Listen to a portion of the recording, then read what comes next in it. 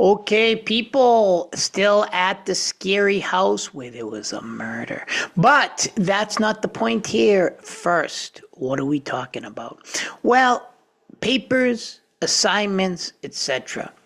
Just get them done, get out, get an A, and move on. Absolutely not. That is not what you want to do. You want to strategically, now look at, we're still focusing on the professional development part of the course where we're talking about what you do in universities. We're not talking about jobs, internships, etc. yet. But what's very, very important are the papers. In my courses, I don't speak for anyone else, but this goes for any course.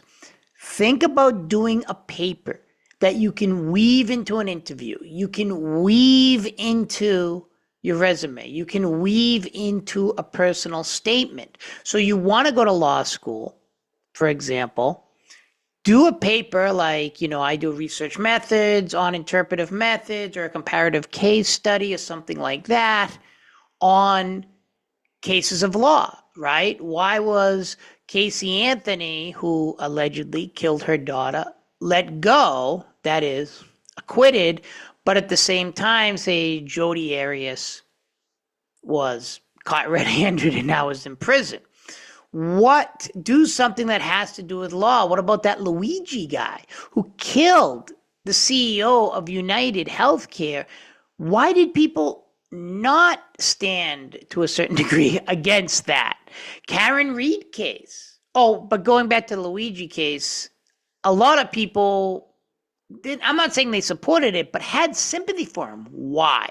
Right? These are all good papers. Karen Reed, who got off on killing her boyfriend or ex-boyfriend in Massachusetts, huge case. This is Massachusetts here, Fall River behind me. I actually grew up near where that accident happened. Very interesting, right? Do something with law, international law. Now, let's say you're interested in national security. You want to go work for the State Department. Do something on diplomacy. Where has diplomacy worked? Where has diplomacy failed? Do some kind. This goes for everything. I do a lot of discussion boards. Weave them in there. I do debates in my courses. Do something that, hey, I want to work in this, so I'm going to do this. I have an international law class. Do a case study. That's the final paper of a case in law, and then tell me, oh yeah, I will need a letter of recommendation for law school, and I did this case, and I'm really passionate about this area of law. This is how you can strategically do this. Now, these are just examples. You can do anything. Let's say you want to get into business. Do a paper based on business, like do churn models. Churn is when people agree or disagree to continue with their subscription to, say, Netflix, T-Mobile, Cricket, or I don't know, all those Virgin Mobile, I don't know, those cell phone things. So, do something like that. Do something on marketing. Do something that will help you in the future. Start being strategic with all of your assignments. Well, not all, but a good amount of assignments where you can then weave them into your personal statements. You get an interview for an internship for the Arizona legislature, which we're going to watch the video on, right? Do a paper on Arizona politics. And then you can say, hey, I love Arizona politics so much. I want to do this Arizona legislature, which is actually a good program because they give you a stipend and you do real things in the Arizona legislature. You're going to see a video on that. Do something on that. Start thinking of assignments in a strategic way. A lot of students say, what should I do? And I'm like, I don't know what you should do for the final paper. And the same thing goes for these debates.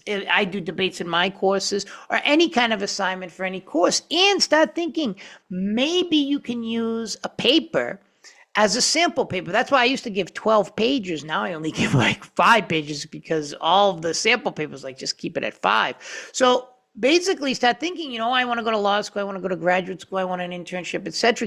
Do a paper that's a writing sample that you can include in your portfolio. So start thinking strategically. We're putting the strategy back in the undergraduate and even graduate levels of education, because you don't want to just do things willy-nilly and then the 4 or 5 years goes up and then all of a sudden, what do I do? Start thinking strategically, and one way to think strategically is by doing these papers that you can use in your portfolio. Take care, everyone.